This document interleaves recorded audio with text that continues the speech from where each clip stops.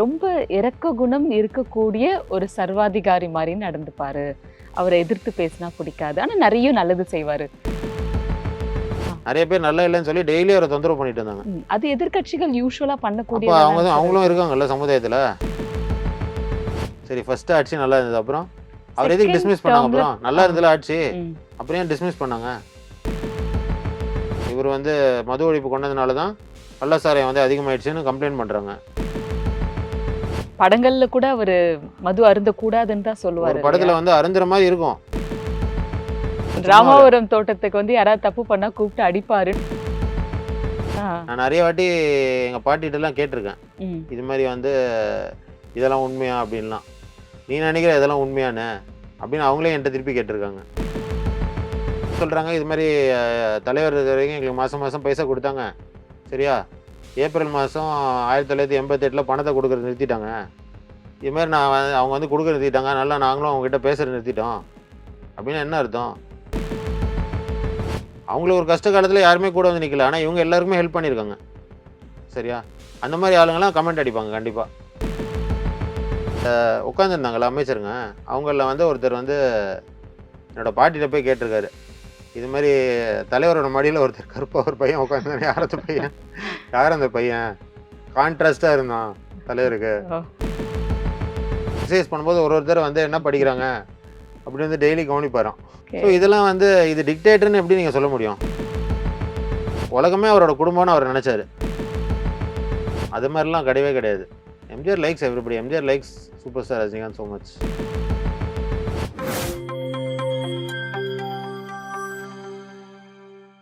நியூஸ்பிக்ஸ் ஐடியா நேயர்களுக்கு வணக்கம். என்றென்றும் எம்ஜிஆர் பகுதிக்கு உங்களை அன்புடன் வரவேற்கிறோம். இன்றைய சிறப்பு நேர்காணல்ல நம்மோடு இணைந்திருக்கிறார் எம்ஜிஆர் அவர்களின் உறவினர் திரு குமார் ராஜேந்திரன் அவர்கள். சார் வணக்கம். வணக்கம் மேம். சார், எம்ஜிஆர் அவர்கள் இறந்து கிட்டத்தட்ட 39 வருடம் ஆயிடுச்சு. ஆனா இன்னைக்கும் அரசியல்ல, குறிப்பா தமிழக அரசியல்ல ஒரு முக்கியமான ஒரு புள்ளியா அவர் திகழறத பார்க்கும்பொழுது உங்களுக்கு என்ன தோணுது? ரொம்ப சந்தோஷமா இருக்கு. வேற யாரு எந்த அரசியல் தலைவர் தமிழ்நாட்டுல இருந்து வந்த எந்த அரசியல் தலைவரை பத்தி இன்னும் ஆ, பேசிட்டே இருக்காங்க சொல்லுங்க, அவரை தவிர. அதனால கண்டிப்பா பெருமையா தான் இருக்கு. சரி, இப்போ காய்த்த மரம் தான் கல்லடி படும்னு சொல்ற மாதிரி எம்ஜிஆர் அவர்கள் பல துறைகள்ல சாதிச்சவர். நடிகர், முதல்வர், வள்ளல்.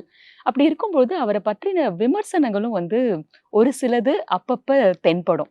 நம்ம அந்த விமர்சனங்களுக்கு பதில் சொல்ற மாதிரியான கேள்விகளை பத்தி நான் உங்ககிட்ட கேட்கலாமா இன்னைக்கு? கண்டிப்பா கேளுங்க. Yes sir. சரி, இப்போ விஜய் அவர்கள் எடுத்துக்கிட்டோம்னாக்கா, பிற்காலத்துல வந்த படங்கள்ல நெறைய ரஜினிகாந்த் இமிட்டேட் பண்ணி வருவாரு. அதே அவருக்கு ஒரு சக்சஸ் ஃபார்முலாவா அமைஞ்சதுன்னு சொன்னாங்க. அதே மாதிரி எம்ஜிஆர் அவர்கள இமிட்டேட் பண்ணது எம்.கே. முத்து அவர்கள்.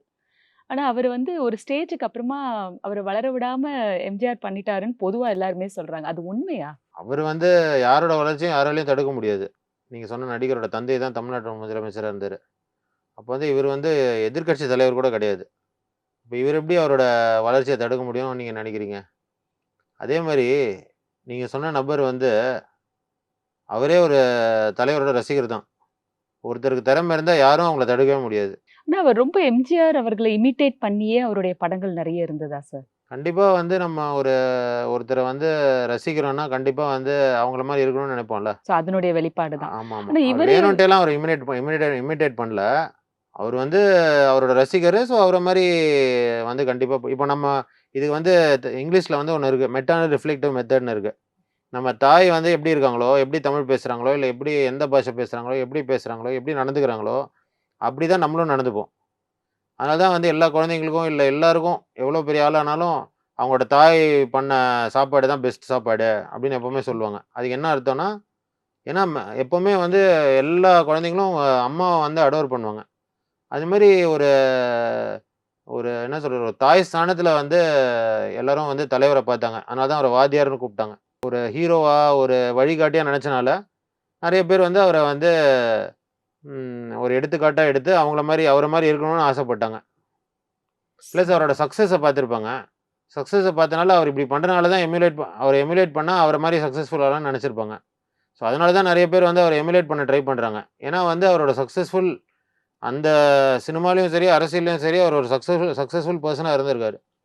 ஸோ அவர எமுலேட் பண்ணா அதே மாரி நம்ம அந்த ட்ரைட் அண்ட் டெஸ்டட் ஃபார்முலாவ நம்ம யூஸ் பண்ணோம்னா, நம்ம வந்து வின் பண்ணலாம் அப்படின்னு நினைப்பாங்க நிறைய பேர். பட் ஆக்சுவலா வந்து அதோட சோல வந்து இமிட்டேட் பண்ணா தான் பண்ண முடியுமே தவிர, அவரு பண்ற செயல்கள வந்து இமிட்டேட் பண்ணா, அது வந்து சக்சஸ குடுக்காதுன்றதுக்கு இவங்கலாம் வந்து உதாரணம். ஸோ உதாரணம். அது வந்து தலைவர் வந்து அதுக்கு காரணம் கிடையாது. தலைவர் ஏன் வந்து அப்படி பண்ணாரு? ஏன் என்னலாம் செஞ்சாரு? அவரோட பின்புலம் என்ன? ஏன் ஒரு ஒரு முடிவு எடுத்தாரு? எப்படி வந்து மத்தவங்களுக்கு வந்து ஒரு வழிகாட்டியா இருக்கணும்னு நெனச்சாரு? மத்தவங்களுக்கு எப்படி வந்து நல்லது செய்யணும்னு நெனச்சாரு? ஆ அப்படின்றத வந்து அவங்க நெனச்சிருந்தாங்கன்னா, கண்டிப்பா வந்து அவங்க சக்சஸ்ஃபுல் ஆயிருக்கலாம். சரி, நீங்க அவர தலைவர்ன்னு கூப்பிடுவீங்களா? சேச்சான்னு கூப்பிடுவீங்க? வீட்ல எப்படி இருக்கும் சார் உங்க 2 பேரோட ரிலேஷன்ஷிப்? உங்களுக்கு ஒரு பயம் இருக்குமா? இல்ல அ நீங்க இல்ல கிட்டத்தட்ட எனக்கு ஒரு பயம்லாம் கிடையாது. பயம் ஏன்னா நான் இருந்ததில்ல. வந்து சின்ன குழந்தையா ஒரு இருந்தேன். 10 வருடம் பார்த்திருப்பீங்களா ஆமாமா. சார்? அப்போ எனக்கெல்லாம் பயம்லாம் கிடையாது. ஆனா மத்தவங்க வந்து அவர பார்த்தா பயப்பட மாட்டாங்க. அது வந்து மரியாத. அவர் மேல ம். மரியாதை வச்சிருப்பாங்க. ஏன்னா வந்து அவரு அ அந்த மரியாதைக்கு வந்து அவர் வந்து அடிச்சோ, இல்ல மிரட்டியோ அந்த மரியாதைய வாங்கல. அவர் வந்து தானா எல்லாருக்கும் அவர் மேல ஒரு மரியாதை வந்துச்சு. அவர தெரியாதவங்களுக்கு கூட அவர் மேல மரியாதை வந்துச்சு. அதுக்கு காரணம் என்னன்னா, அவர் அப்படி நடந்துக்கிட்டாரு. சரி, ஏதாவது ஒரு சம்பவம் நீங்க வந்து எம்ஜிஆர் அவர்களோட பேசினதோ, பழகினதோ, இப்ப எம்ஜிஆர் அப்டின்னா வெளில ஒரு பெரிய ஐகான். வீட்ல உங்களுக்கு ஒரு சில்லுன்னு இருக்கிற ஏதாவது ஒரு சம்பவம் சொல்லுங்க. டெய்லி காலைல வந்து அவருக்கு நியூஸ் பேப்பர் நியூஸ் பேப்பர் எடுத்து போய் குடுப்பாங்க டெய்லி. ம். அதுல வந்து என்னெல்லாம் முக்கியமான செய்தின்றத வந்து ஒரு பேப்பர் வச்சு கிளிப் பண்ணி வச்சிருப்பாங்க. ஸோ யார் மேல போய் ஃபர்ஸ்ட்டு அவர பார்க்குறாங்களோ, அவங்க அந்த எடுத்து போய் குடுப்பாங்க. அந்த படிக்கட்டுல அந்த பேப்பர் அந்த அந்த பேப்பர் பண்டில் அப்படியே வச்சிருப்பாங்க. பேப்பர், புக்ஸு ஃபார் எக்ஸாம்பிள் இந்த குமுதம், ஆனந்த விகடன்லாம் இருக்குல்ல. அது மாரி புத்தகங்கள், அதெல்லாம் வந்து கரெக்ட்டா எந்த ஆர்டிக்கிள் வந்து அவர பத்தி வந்திருக்கோ, எது முக்கியமான ஆர்டிக்கிளோ, எத அவர் பார்க்கணும்னு நெனைக்கிறாங்களோ, அந்த உதவியாளர்கள் வந்து அத பண்ணி அங்க வச்சுருவாங்க. ஸோ யார் மேல போறாங்களோ அத எடுத்துட்டு போங்க. நெறைய நாள் நான் எடுத்துட்டு போய் அத குடுத்துருக்கேன். ஆ. குடுக்கும்போது அவர உட்கார வச்சு, அவர் அத பார்த்துட்டே வந்து என்ட்ட நெறைய பேசியிருக்காரு. ஸோ கேட்பாரு, "என்ன என்ன ஸ்கூல்ல என்ன சொல்லிக் குடுத்தாங்க? என்ன பத்தி யாராவது ஏதாவது சொன்னாங்களா? யாரெல்லாம் வந்திருக்காங்க? உங்க வீட்டுக்கு யாரெல்லாம் வராங்க? உனக்கு யார ரொம்ப பிடிக்கும்? என்ன படம் பார்த்த? உனக்கு எதாவது வேணுமா?" இப்படின்லாம் நெறைய கேள்வி கேட்பாரு. ஸோ எல்லாத்துக்கும் நம்ம பதில் சொல்லிட்டே இருக்கும்போது, "உனக்கு எதாவது வேணுமான்னு?" கேட்கும்போது, "இல்ல சேச்சா, இப்போ எதுவுமே வேணாம்." அப்படின்னு சொல்லும்போது, "இல்ல, இல்ல. நீ ஏதாவது கேளு, கேளுன்னு" சொல்லுவாரு. ஸோ எல்லா பசங்களும் என்ன கேட்பாங்க, அந்த சின்ன குழந்தையா இருக்கும்போது எல்லாரும் என்ன கேட்பாங்க? சாக்லேட் வேணும்னு கேட்பாங்க. Chocolate, ice cream. ம். ஸோ அவரோட ரூம்ல வந்து ஒரு 2 ஃப்ரிட்ஜ் வச்சிருப்பாரு. அந்த ஃப்ரிட்ஜ் ஃபுல்லா சாக்லேட் இருக்கும். அந்த ஃப்ரிட்ஜ் தொறந்து, "உனக்கு எத்தன சாக்லேட் வேணுமோ எடுத்துக்கோன்னு" சொல்லுவாரு. ஸோ அவரு பார்ப்பாரு. இது மாரி வந்து அ என்ன என்ன பண்றோம்? எப்படி நம்ம ரியாக்ட் பண்றோம்ன்னு பார்ப்பாரு. ஸோ நான் போய் ஒரு சாக்லேட் எடுத்து பாக்கெட்ல வச்சுட்டு, "சரி சாப்பிடலையா நீ சாக்லேட்ட?" "இல்ல, இல்ல. நான் அப்புறம் சாப்பிடுறேன். இல்ல மத்தவங்களுக்கு நான் குடுக்க போறேன்." அப்படின்னு சொன்னா இன்னும் ரொம்ப சந்தோஷப்படுவாரு. ஸோ நம்மளே எடுத்து சாப்பிடாம மத்தவங்களுக்கும் நம்ம குடுக்குறோம்ன்னு அவரு பண்ணும்போது, அவரு அப்ரிஷியேட் பண்ணுவாரு. ஸோ இது மாரி நெறைய விஷயங்கள் நான் பார்த்துருக்கேன். அதே மாரி ஒரு நாள் வந்து அம் அவரோட எங்கேயோ ஊருக்கு போயிட்டு வந்திருந்தாரு. ஊருக்கு போயிட்டு வந்தோனே எங்க ஃபேமிலி எல்லாரும் ஒருத்தரா போய் அவர பார்க்க போனோம். ஸோ ஃபுல் ஃபேமிலியும் ஃபர்ஸ்ட்டு பார்க்கறதுக்கு போயிருந்தபோது, அவர் வந்து ஒருத்தரையா எல்லாரும் அவரோட ஆசீர்வாதம் வாங்கிட்டு, அவர பார்த்தோனே அவர் நெறைய தமிழ் பண்புகள்லாம் வந்து அவரு எப்பவுமே இன்கல்கேட் பண்ணுவாரு. ஸோ அவர பார்த்தோனே எல்லாரும் என்ன பண்ணுவாங்கன்னா, கால்ல வந்து சொல்லுவாங்க. "காலை வணக்கம் சேச்சா" இல்ல "மாலை வணக்கம் சேச்சா" அப்படின்னு சொல்லுவோம். அப்ப எல்லாருமே காலை வணக்கம் சொல்லி எல்லார்கிட்டயும் வந்து நல்லா ஒரு 15, 20 மினிட்ஸ் பேசிட்டு இருந்தாரு. பேசிட்டு அப்புறம் அடுத்தது வேற யாரோ அமைச்சர்கள்லாம் வந்துட்டாங்க. ஸோ அடுத்தது எல்லாரும் வெளில போயிட்டாங்க. நான் மட்டும் அவர் பக்கத்திலேயே நின்னுட்டு இருந்தேன். ஆ அப்போ வந்து அவரால பேச முடியல. ஏன்னா அந்த கிட்னி சர்ஜரி பண்ணிட்டு வந்திருந்தாரு. ஸோ என்ன திரும்பி பார்த்தாரு. பார்த்தா இங்க நான் நின்னுட்டு இருந்தேன்ல, அமைச்சர்கள்லாம் வந்து உட்காந்துட்டாங்க. அந்த சோஃபால ரவுண்டா ரவுண்டா ஒரு சோஃபா இருக்கும். அந்த சோஃபால வந்து உட்காந்துட்டாங்க. நான் வந்து பக்கத்தில நின்னுட்டு இருந்தேன். பக்கத்தில வந்து இன்னொருத்தர், அவரோட உதவியாளர் ஒருத்தர் நின்னுட்டு இருந்தாரு. ஸோ என்ன திரும்பி பார்த்தாரு. பார்த்துட்டு, "மேல போலையா?" அப்படின்னு கேட்டாரு. "இல்ல ஜெய்தான் நான் இங்கேயே இருக்கேன்" அப்படின்னு சொன்னேன். "சரி வா" அப்படின்னு சொல்லி அவர் மடியில உட்கார வச்சாரு. அவர் கிட்னி டிரான்ஸ்பிளான்ட் பண்ணியிருக்காங்க. ம். ஸோ நான் கொஞ்சம் குண்டா இருப்பேன்ல. ஸோ அவர் வந்து அந்த மருத்துவர்கள்லாம் வந்து அப்படியே கண்ண காமிக்கிறாங்க. வேண்டாம், வேண்டாம். எழுந்துருங்க அப்படின்னு. ஓகே. ஸோ அவருக்கு வந்து அது எப்பவுமே அவரோட என்ன சொல்றது? அவர் ரொம்ப ஓவர் கான்ஃபிடென்ட் பெர்சன். ஸோ என்னன்னா, அதெல்லாம் கிடையாது. அப்படிலாம் ஒண்ணும் ஆவாதுன்னு நெனைக்கிற ஆள் அவரு. பிளஸ் அவரு வந்து ஒருத்தர உட்கார சொல்லும்போது, இன்னொருத்தர் வந்து அவர எந்திரிக்க சொல்றது அவருக்கு பிடிக்காது. ம். ஸோ எல்லாரும் வந்து சொல்றாங்க. எனக்கு தெரியுது. ஒருத்தரும் சொல்றாங்க எந்திரி எந்திரின்னு. ஆனா அவரு வந்து விடவே இல்ல. இப்படி கைய இப்படி புடிச்சுட்டு ரொம்ப நேரம் உட்கார்ந்தாரு. ஆ நெறைய பேர் வந்து சாக்லேட்லாம் குடுத்தாங்க. அப்புறம் நெறைய எப்பவுமே டெய்லி வந்து தோட்டத்துல நெறைய பேர் அவர பார்க்க வெளில வந்திருப்பாங்க. அதாவது பொதுமக்கள் வந்திருப்பாங்க. அமைச்சர்கள்லாம் பார்த்துட்டு, அப்புறம் வெளில போய் எல்லாரையும் பார்க்கறதுக்கு போனாரு. நானும் அவர் கூடயே போனேன். போனேன் ரொம்ப சரியான கூட்டம். ஸோ இந்த செக்யூரிட்டி அதிகாரி வந்து என்ன சொல்ட்டாங்க, "நீ இரு, வராதன்னு" சொல்லி அவர மட்டும் கூட்டிட்டு போயிட்டாங்க. ஸோ இது வந்து ஒரு மறக்க முடியாத ஒரு சம்பவம். அப்புறம் வந்து அந்த உட்கார்ந்திருந்தாங்கல்ல அமைச்சருங்க, அவங்கள்ல வந்து ஒருத்தர் வந்து என்னோட பாட்டிட்ட போய் கேட்டிருக்காரு. இது மாரி தலைவரோட மடியில ஒருத்தர் கருப்பா ஒரு பையன் உட்கார்ந்தானே, யார் அந்த பையன்? யார் அந்த பையன்? கான்ட்ராஸ்ட்டா இருந்தான் தலைவருக்கு. ஓ! அப்படின்னு சொன்னோனே, எங்க பாட்டி சொல்லியிருக்காங்க, அவரோட பேரன் தான். அப்படியான்னு. ஜானகி அம்மா தானே சார் சொல்றீங்க ஆமாமா. பாட்டின்னு? ஆ. ஸோ அவரோட பேரன் தான் அப்படின்னு சொல்லி யாருன்னா, அந்த அமைச்சர் யாருன்னா, கிருஷ்ணசாமி. ஓ! ஓகே. ஸோ அது மாரி எல்லார்ட்டயும் வந்து தலைவரும் சரி, அம்மாவும் சரி எல்லார்ட்டயும் வந்து ஒரு குடும்பமா பழகுவாங்க. யார் வேணாலும் என்ன வேணாலும் போய் கேட்கலாம். ஸோ இந்த எல்லாரும் பார்த்து பயப்படுவாங்க அப்படின்றதெல்லாம் வந்து ஒரு மித்து தான். பட் ஆக்சுவலா அது உண்மை கிடையாது. யார் வேணாலும் என்ன வேணாலும் அவர்ட்ட போய் பேசலாம். ம். அவர் ஜாலியா பேசுவாரு. எல்லார்ட்டயும் ஜாலியா பேசுவாரு. அவர் எல்லாரையும் என்கரேஜ் பண்ணுவாரு. என்னோட கசின் ஆனந்த்னு ஒரு பையன் இருக்கான். அவன் வந்து நல்லா டான்ஸ் ஆடுவான். இதே மாரி என்னைக்கோ ஒரு நாளைக்கு எல்லாரும் எங்கேயோ வெளிநாட்டுக்கு போயிட்டு வந்திருந்தாங்க. வந்தோன்னே எல்லாரும் சேச்சாக்கு வந்து ஏதோ ஒரு கிஃப்ட் வாங்கிட்டு வந்திருந்தாங்க. சில பேர் சாக்லேட் வாங்கிட்டு வந்தாங்க. அது மாரி சில இதெல்லாம் வாங்கிட்டு வந்திருந்தாங்க. ஸோ எல்லாரும் போய் அவர் உட்காந்துருந்தாரு. எல்லாரும் சுத்தி உட்காந்து ஒருத்தர்ட்டயும் பேசிட்டு இருந்தாரு. அப்போ ஒருத்தரும் சில பேர் பாடி காமிச்சாங்க. அது மாரிலாம் பண்ணாங்க. இந்த பையன் வந்து டான்ஸ் ஆடி காமிச்சான். டான்ஸ் ஆடி காமிச்சானோனே, இவரு வந்து ரொம்ப எக்ஸைட் ஆயிட்டாரு. 2 நாளைக்கு அப்புறம் மைக்கேல் ஜாக்சன் டான்ஸ் ஆடுன இந்த கேசெட் இருக்கும்ல, கேசெட்லாம் வாங்கி அவனுக்கு குடுத்து அனுப்பிச்சிருக்காரு. ம். இது மாரி இதெல்லாம் பார்த்து கத்துக்கோ அப்படின்னு சொல்லி. ஸோ அது மாரி எல்லாரையுமே நல்லா என்கரேஜ் பண்ணுவாரு. சின்ன சின்ன விஷயங்களையும் அவரு அவ்ளோ நுணுக்கமா செயல்கள் பண்ணியிருக்காருல்ல சார். அது பெரிய விஷயம். ஆமா. அந்த பையன் சொன்னான் அப்போ. ஆ சேச்சாவ பார்த்து, "என்ன சேச்சா, நீங்க சொல்றீங்கல்ல எல்லாரும் சேச்சாவ பார்த்து எம்ஜிஆர பார்த்து பயப்படுறாங்கன்னு சொல்றீங்கல்ல." ஸோ அந்த பையன் சொன்னான். இது மாரி வந்து, "என்ன சேச்சா எப்போ வந்தாலும் நீங்க சாக்லேட் குடுப்பீங்க. சாக்லேட்டே குடுக்கலையே இன்னைக்கு" அப்படின்னு கேட்டான். அவரு சிரிச்சுட்டே போய் யாரையோ போய் மேல போய் பெட்ரூம்லேருந்து சாக்லேட் அந்த ஃப்ரிட்ஜ்லேருந்து சாக்லேட் எடுத்துட்டு வர சொன்னாரு. சாக்லேட்டுன்னு சொல்லி குடுத்து எல்லாருக்கும் குடுத்தாரு. ஸோ அவருக்கு வந்து எப்பவுமே இன்னொருத்தர வந்து சந்தோஷப்படுத்துறதுல, இன்னொருத்தர வந்து என்ன சொல்றது? அவங்க என்ன கேட்டாலும் அவங்களுக்கு முடிஞ்சத அவரால முடிஞ்சத செய்யறதுக்கு வந்து எப்பவுமே வந்து ஒரு அவுட் ஆஃப் த வே போய் ஹெல்ப் பண்ணுவாரு. ஸோ இதுக்கெல்லாம் வந்து நெறைய பணம்லாம் செலவு பண்ண தேவையில்ல. மனசு தான் இருக்கணும். ஸோ அந்த மனசு வந்து அவருக்கு நெறைய இருந்தது. அத நம்மளால வந்து மறக்கவே முடியாது. சார் அவருக்கு ரொம்ப கோவம் அதிகமா வரும் அப்படின்னு சொல்லுவாங்களே!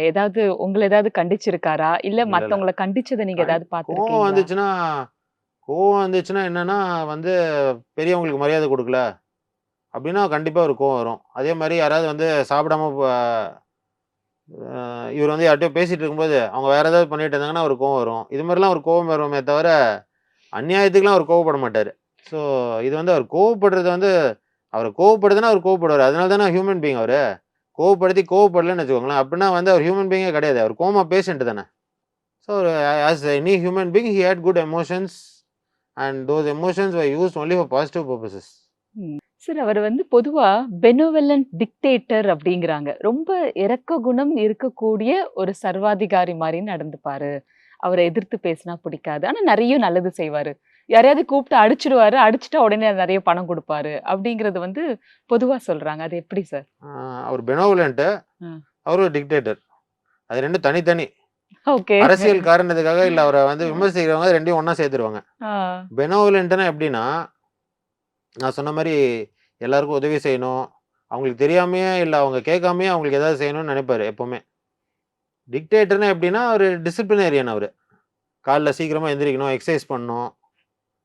அப்புறம் வந்து இன்னொருத்தர் கஷ்டப்படுறத வந்து நம்ம பார்த்துட்டு சும்மா இருக்கக்கூடாது. ஏதாவது ஒண்ணு செய்யணும். அந்த குவாலிட்டி வந்து எல்லாருக்கும் குடும்பத்தில எல்லாருக்கும் இருக்கணும். அப்படின்னு வந்து ஒரு ஒரு பாசிட்டிவ் டிக்டேட்டரா தான் இருப்பாரு. மொட்டை மாடியில காலங்காத்தால எந்திரிச்சு எக்சர்சைஸ் பண்ணும்போது ஒருத்தர் வந்து மொட்டை மாடியில எங்க அம்மாவோட சிஸ்டர்ஸ்லாம் வந்து ஒருத்தர் வந்து மொட்டை மாடியில ஒரு இடத்துல உட்காந்து சத்தமா படிக்கணுமாம். ஸோ அவர் எக்சர்சைஸ் பண்ணிட்டு இருப்பாரு. இவங்கலாம் வந்து என்ன பண்ணுவாருன்னா, எக்சர்சைஸ் பண்ணும்போது ஒருத்தர் வந்து என்ன படிக்கிறாங்க அப்படின்னு வந்து டெய்லி கவனிப்பாராம். ஓகே. ஸோ இதெல்லாம் வந்து இது டிக்டேட்டர்ன்னு எப்படி நீங்க சொல்ல முடியும்? இல்ல. இது குடும்பத்துக்குள்ள. ம். வெளியில பார்த்தீங்கன்னா வந்து ஒருத்தர வந்து யாரோ டிஸ்ரெஸ்பெக்ட் பண்றாங்க. ஏதோ ஒரு தப்பு நடக்குதுன்னா, கண்டிப்பா வந்து அத கரெக்ட் பண்றது வந்து எப்படி டிக்டேட்டர் ஆக முடியும்? இல்ல வந்து யாராவது ஒரு இன்னோசென்ட் பெர்சன் இருக்காங்க. இன்னோசென்ட் பெர்சன யாரோ அட்வான்டேஜ் எடுக்குறாங்கன்னு அவருக்கு தெரிஞ்சதுன்னு வச்சுக்கோங்களேன். கண்டிப்பா உங்கள புரொடெக்ட் பண்ண ட்ரை பண்ணுவாரு. அது எல்லாருமே ஒரு ஒரு வீட்ல இருக்கிறவங்க எப்படி எல்லாருமே அவருக்கும் மிச்சவங்களுக்கும் என்ன வித்தியாசம்னா, இப்ப நம்மலாம் எப்படின்னா, நம்மளோட ல வேர்ல்டு வந்து நம்மளோட ஃபேமிலி மட்டும் தான். நம்ம ஃபேமிலிக்குள்ள தான் நம்ம வந்து ஒரு தலைவரா நம்ம நெனச்சுப்போம். அதாவது நம்ம குடும்பத்தில நம்ம ஒரு தலைவர்ன்னு நெனச்சுப்போம். நம்ம குடும்பத்தில நம்ம ஒரு தந்தைன்னு நெனச்சுப்போம். இல்ல நம்ம குடும்பத்தில வந்து நம்ம புரொடெக்டிவா இருப்போம். இல்லையா? ஆனா அவர பொறுத்தவரைக்கும் அவரோட வேர்ல்டே உலகமே அவரோட குடும்பம்னு அவர் நெனச்சாரு. சரியா? ஸோ உலகமே குடும்பம்னு நெனைக்கும்போது, யாராவது வந்து ஏதாவது ஒண்ணு பண்ணும்போது, அவங்கள கூப்ட்டு கண்டிப்பா சொல்லுவாரு. "இப்படி பண்ணக்கூடாது. இப்படி பண்ணுங்க." அப்படின்னு சொல்லுவாரு. அதே மாரி நெறைய நல்லது பண்ணும்போது அவர் அப்ரிஷியேட்டும் பண்ணுவாரு. ம். அவரால முடிஞ்ச அளவுக்கு வந்து அவுட் ஆஃப் த வே போய் ஹெல்ப்பும் பண்ணுவாரு. அவரால முடியலன்னா வேற யாரையாவது ஹெல்ப் பண்ண சொல்லுவாரு. சரி, கோவம் வந்தா அடிச்சுடுவாரு. வெளி அதெல்லாம் ஆட்கள் கூட. அப்படிலாம் சும்மா அதெல்லாம் வந்து சும்மா ராமாவரம் தோட்டத்துக்கு வந்து யாராவது தப்பு பண்ணா கூப்பிட்டு அடிப்பாருன்ட்டு ஒரு அது மித்தா பொதுவா எல்லா இல்ல, இல்ல. நெறைய அப்படிலாம் சொல்லி. யாரையும் கூப்ட்டுலாம் அடிக்கவே இல்ல அவரு. ம். சும்மா கத விடுறாங்க. அது ஒரு நரேட்டிவ் செட் பண்றாங்க. அவர வந்து வில்லனா ப்ரொஜெக்ட் பண்றதுக்காக, அரசியல்வாதிங்க, அவர புடிக்காதவங்கலாம் வந்து புடிக்காதவங்கன்னு யாருமே இருக்க முடியாது. அவர புரிஞ்சுக்காதவங்க அப்படி சொல்லுவாங்க. சரி, சூப்பர் ஸ்டார் ரஜினிகாந்துக்கும், எம்ஜிஆர் அவர்களுக்கும் ஏதோ ஒரு பிணக்கு இருந்துட்டே இருந்தது. அது வந்து நெறைய சர்ச்சையாச்சுன்னு நெறைய பேர் அத பத்தி பேசியிருக்காங்க. அது என்னதான் சார் விஷயம்? சூப்பர் ஸ்டாரோட ஃபேமிலி வந்து ரொம்ப க்ளோஸு. எப்படின்னா, ம் லதா ரஜினிகாந்த் இருக்காங்கல்ல, அவங்களோட சிஸ்டர் சுதா வந்து is married to YG YG Mahendra. Mahendran. Okay. YG Mahendra is very close to YG Mahendra's mother and father are very close to தலைவர். Okay. And even to Janaki Amma. அதே மாரி ஆ லதா ரஜினிகாந்த் இருக்காங்கல்ல, அவங்க brother is married to doctor Padma Subramaniam's brother's daughter. Okay. So doctor Padma Subramaniam's family also is very close to MGR and Janaki Amma. Okay. So அது மாரிலாம் கிடையவே கிடையாது. MGR likes everybody. MGR likes super star Rajinikanth so much. So பொண்ணு குடுக்கலாம் கண்டிப்பா அப்படின்னு ரெக்கமெண்ட் பண்ணதே எம்ஜிஆர் தான். ரஜினிகாந்த் அவர்களே ஒரு அப்புறம் என்ன? பேட்டியில சொல்லியிருக்காரு. ஆனாலும் இந்த மித் வந்து ஏன்னா தொடர்ந்துட்டே அது தான் வந்து இருந்தது. கன்வீனியன்ட் அரசியல் எதிரிங்களுக்கு, அவர புரிஞ்சுக்காதவங்களுக்கு அது வந்து கன்வீனியன்ட்டா இருந்திருக்கும். சரி, தனக்கு யாராவது பிடிக்கல, அது பிடிக்காதவங்க இருக்க முடியாது. பெரும்பாலும் எம்ஜிஆர பிடிச்சு தான் இருப்பாங்க. பட் அப்படி ஏதாவது ஒரு பிணக்கு வந்ததுன்னாக்கா, அவங்களுடைய சினிமா வாழ்க்கையிலயும் வந்து சரி, முன்னுக்கு வர முடியாதபடி பண்ணுவாரு அப்படின்ட்டு ஒரு அதெல்லாமும் நம்ம வந்து யாரு மித்துன்னு முன்னுக்கு எழுதலாம். வர முடியாம பண்ணாரு? சந்திரபாபுன்னு சொல்றாங்க. சந்திரபாபுலாம் முன்னுக்கு வந்தாரு. அவர் எவ்வளோ ஒரு ஃபேமஸான ஆக்டரு. ஸ்டேஜுக்கு அப்புறமா வந்து 2 அப்படிலாம் கிடையவே பேருக்கும் கிடையாது. பிரச்சனைகள் இருந்தது. அதெல்லாம் ஒரு பிரச்சனையும் கிடையாது. கிடையாது. கிடையாது. ஜெய்சங்கர் அவர்களுடைய அவங்க ஏதாவது பண்ணியிருந்தாங்கன்னா, அவங்க இன்செக்யூரா ஃபீல் பண்ணியிருந்தாங்கன்னா, அவங்க வந்து அவர வந்து ஏதாவது சொல்லியிருப்பாங்களே தவிர, அவர் திருப்பி ஏதாவது திருப்பி சந்திரபாபு அவர்களையோ, இல்ல வந்து ஜெய்சங்கர் நீங்க சொல்ற ஜெய்சங்கர் அவர்களையோ, ஏதாவது எம்ஜிஆர் வந்து சொல்லியிருக்காரா ஓப்பனா? அவர் இதுவரைக்கும் அப்புறம் பேசினதில்ல. என்ன? ஆ. அதெல்லாம் சும்மா ம். கத விடுறாங்க. ஓகே. ஏன்னா எனக்கு தெரியும். ஆ. நான் நெறைய வாட்டி எங்க பாட்டிட்டலாம் கேட்டுருக்கேன். ம். இது மாரி வந்து இதெல்லாம் உண்மையா? அப்டின்லாம். "நீ நெனைக்கிற இதெல்லாம் உண்மையான்னு?" அப்படின்னு அவங்களே என்ட்ட திருப்பி கேட்டுருக்காங்க. ஜானகி அம்மா. ஆமா. ஓகே. ஜானகி அம்மா, எம்ஜிஆர் அவர்கள். இவங்க 2 பேருக்கும் இருந்த அந்த அன்பு வந்து ரொம்ப அதீதமானது அப்படின்னு சொல்லி நானும் நெறைய படிச்சிருக்கேன். ஜானகி அம்மா ரொம்ப பிறவிலேயே விட்டு குடுக்குற நேச்சர் இருக்கிறவங்களா சார்? அவங்க ரொம்ப அன்பானவங்க அப்படின்னு எல்லாருமே கண்டிப்பா. சொல்றது. 2 பேரும். அவங்களோட ஏதாவது இன்சிடென்ட் நீங்க பகிர்ந்துக்க அவங்க முடியுமா? கூட நெறைய இன்சிடென்ட் இருக்குங்க. ஆ. என்ன கேட்டாலும் உடனே எடுத்து குடுத்துருவாங்க. ஓகே. அவங்களால முடிஞ்சா ஹெல்ப் பண்ணுவாங்க. ரொம்ப ரொம்ப புரொடெக்டிவ் பெர்சன் அவங்க. அவங்களும் ரொம்ப புரொடெக்டிவ் பெர்சன். நான் 12த் ஸ்டாண்டர்ட் எக்ஸாம் எழுதும்போது எனக்கு வந்து கை அடிபட்டு இருந்தது. ஸோ நான் அவங்க கூட தான் இருந்தேன். ஒரு 2 மாசம். அந்த எக்ஸாம் டைம்ல. மாடல் எக்ஸாம் டைம்லயும், அந்த எக்ஸாம் டைம்லயும் அவங்க கூட தான் இருந்தேன். டெய்லி காலைல 4:30 மணிக்கே எழுப்பி விட்டுருவாங்க. எழுப்பி விட்டு பால் சூடு பண்ணி குடுப்பாங்க குடிக்கிறதுக்கு. சர்க்கரைலாம் போடாம, ஹார்லிக்ஸ்லாம் போடாம, பிளெயின் பால் குடுப்பாங்க. எனர்ஜி இருக்கணும், படி அப்படின்னு சொல்லி. அவங்க வந்து கிட்னி பண்ண முடியாம அவங்க டயாலிசிஸ் பண்ணிட்டு இருந்தாங்க. டயாலிசிஸ் பண்றதுக்காக அவங்க 2 நாளைக்கு ஒரு வாட்டி டயாலிசிஸ்க்கு போயிட்டு இருக்கும்போது, அன்னைக்கு வந்து எனக்கு ஒரு ஒரு வாட்டி வந்து எனக்கு எக்ஸாம் இருந்தது. எக்ஸாம் 12த் ஸ்டாண்டர்ட் எக்ஸாம் எழுதி முடிச்சுட்டு வரும்போது, அவங்க வந்து சாப்பாடுலாம் பண்ணி ரெடியா வச்சுட்டு, நான் வந்த உடனே தோட்டத்துக்கு வந்த உடனே எனக்கு வந்து எனக்கு ஃபோன் பண்ண சொல்லுன்னு சொல்லி, ராமச்சந்திராக்கு ஃபோன் பண்ணி அவங்க டயாலிசிஸ் பண்ணிட்டு இருந்தாங்க. டயாலிசிஸ் பண்ணும்போதே அவங்ககிட்ட நான் பேசினேன். அவங்க சொன்னாங்க, "இது மாரி அம்மா வந்து உனக்கு சாப்பாடுலாம் பண்ணி வச்சிருக்கேன். சாப்பிட்டு ரெஸ்ட் எடு, சாயந்தரம் எந்திரிச்சு படிக்கலாம், எக்ஸாம் எழுதிட்டு வந்து டயர்டா இருந்திருப்ப அப்படிலாம் சோ சொன்னாங்க. ஸ்வீட். ஸோ அவங்க வந்து அந்த டயாலிசிஸ் பண்றதே ஒரு மரண வேதனைன்னு என்கிட்ட ஆமா. சொல்லியிருக்காங்க. ஆ. அந்த டயாலிசிஸ் பண்ணும்போது கூட வந்து இன்னொருத்தர பத்தி அவங்க கன்சர்ன்டா இருந்தாங்கன்னா பார்த்துக்கோங்க. டெய்லி அங்க இருக்கிறவங்க எல்லாருக்குமே சாப்பாடு எடுத்துட்டு போவாங்க. அந்த டயாலிசிஸ் சென்டர்ல இருக்கிறவங்க ஓ! எல்லாருக்குமே ஹாஸ்பிட்டல்ல ஆமா இருக்கிறவங்களுக்கு. எல்லாருக்குமே சாப்பாடு எடுத்துட்டு போவாங்க. ஸோ சாப்பாடு பண்ணி எடுத்துட்டு போம்போது, ஒருத்தர் யாரோ வந்து கமெண்ட் அடிச்சுட்டாங்க. "என்னம்மா டெய்லி வந்து இந்த தோட்டத்து சாப்பாடே குடுக்குறீங்க. ஒரு நாளைக்கு எங்களுக்கு பிரியாணி வாங்கி குடுங்கன்னு" கேட்டுருக்காங்க. ஸோ என்கிட்ட சொன்னாங்க. இந்த மாரி அங்க நீலாங்கரையில ஒரு இடம் இருக்கு. அங்க வந்து கிரேட் முகல் பிரியாணின்னு ஒண்ணு கிடைக்கும். ரொம்ப நல்லாருக்கும். சேச்சாக்குலாம் ரொம்ப பிடிக்கும். அதனால நீ வந்து எப்படியாவது நம்பர் கண்டுபிடின்னு சொன்னாங்க. அப்புறம் டெலிஃபோன் டைரக்டரி எடுத்து நம்பர் கண்டுபிடிச்சு, அங்க வந்து எவ்வளோ பேர் இருந்தாங்கன்னு சொல்றேன். கரெக்ட்டா 104 பேர் இருந்தாங்க. ஹாஸ்பிட்டல் மொத்த பேருக்குமே ஆமா. வாங்கியாச்சா? 104 பேர் இருந்தாங்க அங்க. 104 பிரியாணி வாங்குனேன். அதுல இத்தன பேர் வெஜிடேரியன், இத்தன பேர் நான் வெஜிடேரியன், இத்தன பேர் சிக்கன், இத்தன பேர் மட்டன் சொல்லி லிஸ்ட் எடுத்து ஆர்டர் பண்ணி அவங்களுக்கு வாங்கி குடுத்தோம். அப்ப எம்ஜிஆர் அவர்கள் உயிரோட இல்லல்ல இல்ல, சார்? இல்ல. 96ல. ஆ. இப்ப இதுலருந்து என்ன தெரியுதுன்னா, ஜானகி அம்மாவுக்கும் அவங்களுக்குள்ளேயே அந்த கொடுக்கிற குணம் எம்ஜிஆர் அவர்களுக்கு ஈக்குவலா இருந்ததுன்னு நம்ம புரிஞ்சுக்க முடியுது கண்டிப்பா. இல்லையா? ஓகே. குடுக்குற குணம்னா, அது குடுக்குற குணம் இல்ல. அது பகிர்ந்துக்கிற குணம். ம். ஸோ நம்ம வந்து சந்தோஷமா இருக்கோம். அப்போ மத்தவங்களுக்கும் குடுக்குறோம். ம். சில பேர் சொல்றாங்க, இது மாரி தலைவர் இருக்கிற வரைக்கும் எங்களுக்கு மாசம் மாசம் பைசா குடுத்தாங்க. சரியா? ஏப்ரல் மாசம் 1988ல பணத்த குடுக்குறத நிறுத்திட்டாங்க. சரியா? தலைவர் இறந்து போம்போது தலைவருக்கு வந்து எவ்வளோ வயசு இருந்திருக்கும்? 70 வயசு. ம். ஸோ அப்ப ஜானகி அம்மாவுக்கு 60 இயர்ஸ் இருந்திருக்கும். 65 இயர்ஸ் இருந்திருக்கும். சரியா? ம். நான் என்ன கேட்கிறேன்னா, எல்லாரையும் வந்து இவங்க வளர்த்தாங்க. எல்லாருக்குமே வந்து மாசம் மாசம் குடுத்தாங்கன்னு அவங்க தான் சொன்னாங்க. ம். சொன்னவங்க தான் சொன்னாங்க. தலைவர் இறந்துட்டாரு. சரியா? தலைவர் இறந்ததுக்கப்புறம் யாரு ஜானகி அம்மாவ பார்த்துக்கணும்? அவங்க யாருக்கெல்லாம் செஞ்சாங்களோ அவங்க தானே பார்த்துக்கணும். இது மாரி நான் அவங்க வந்து குடுக்க நிறுத்திட்டாங்க. அதனால நாங்களும் அவங்க கிட்ட பேசுறத நிறுத்திட்டோம். அப்டின்னா என்ன அர்த்தம்? எல்லாரையும் படிக்க வச்சாச்சு. எல்லாரையும் வேலைக்கு அனுப்பிச்சாச்சு. சரியா? எல்லாருக்கும் வந்து அவங்களால முடிஞ்ச அளவுக்கு சப்போர்ட் பண்ணிட்டாங்க. அப்புறம் மாசம் மாசம் காசு வேற குடுக்கணும்னா எங்க போவாங்க அவங்க? சரியா? அவங்களுக்கு ஒரு கஷ்ட காலத்துல யாருமே கூட வந்து நிக்கல. ஆனா இவங்க எல்லாருக்குமே ஹெல்ப் பண்ணியிருக்காங்க. சரியா? அந்த மாரி ஆளுங்கலாம் கமெண்ட் அடிப்பாங்க கண்டிப்பா. அம்மாவ பத்தி தப்பா சொல்லுவாங்க. ஆனா ஆக்சுவலா நீங்களே சொல்லுங்க. ஒருத்தர் வந்து இப்ப நம்ம அப்பா, அம்மா இருக்காங்க.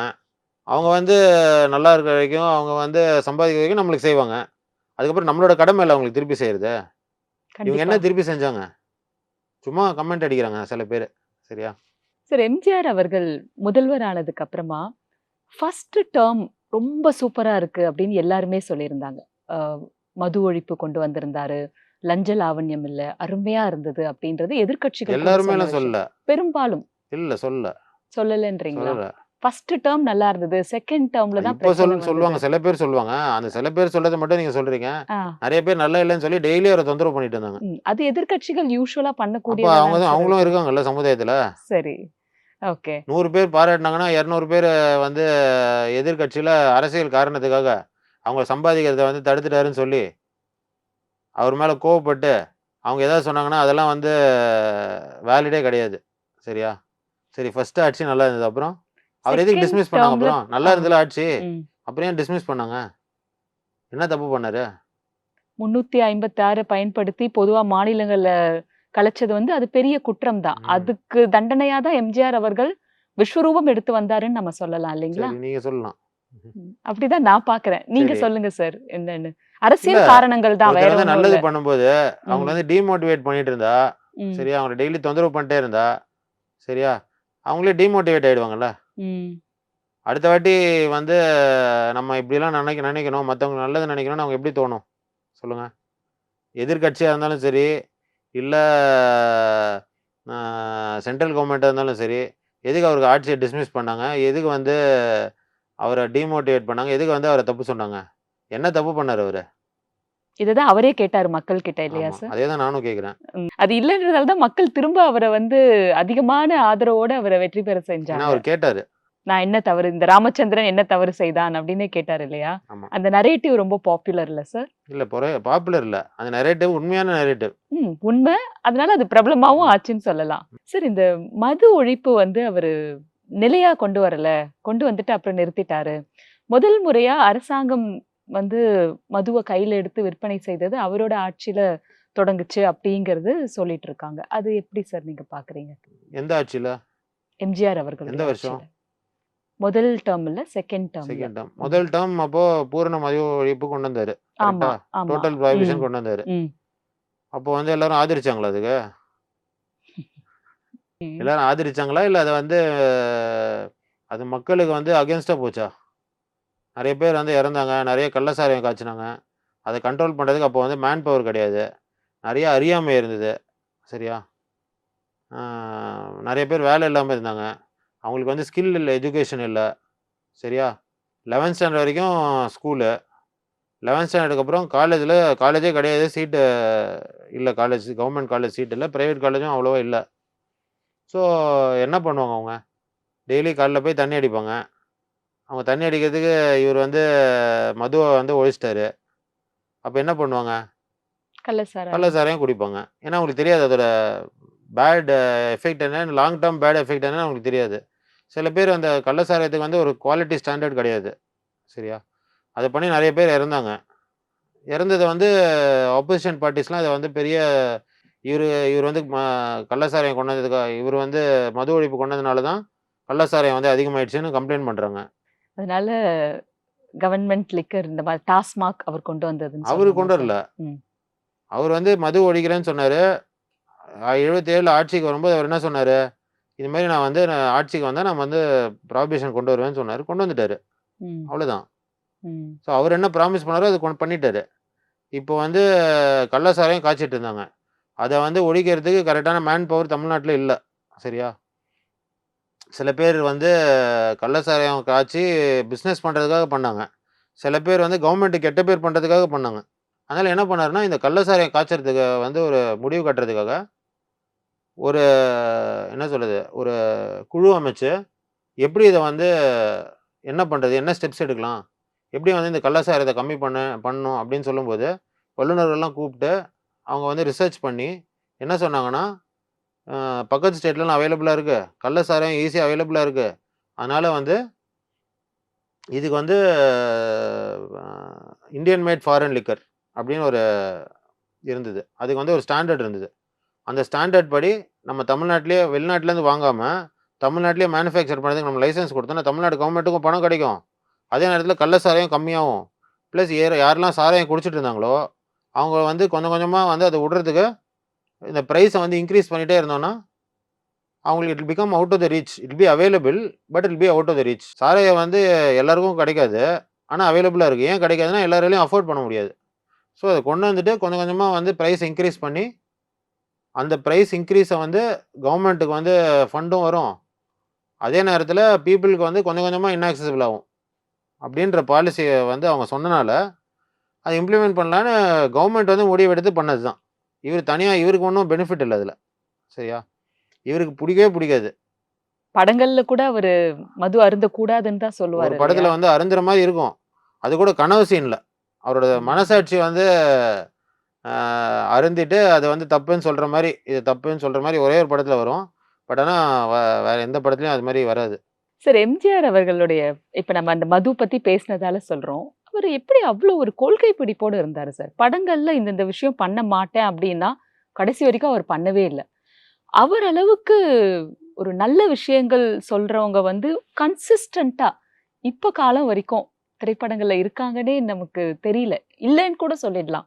அத எப்படி பார்க்குறீங்க சார் நீங்க? அவரு டிராமாலருந்து வந்தவரு. டிராமாக்கு வந்து அவர் போனது, டிராமா நடிச்சு டிராமா வந்து முன்னேற்றணுன்றது கிடையாது. அவர் வந்து சாப்பாடு வழி இல்லாம தான் டிராமாக்கு நடிக்க போனாரு. இல்லையா?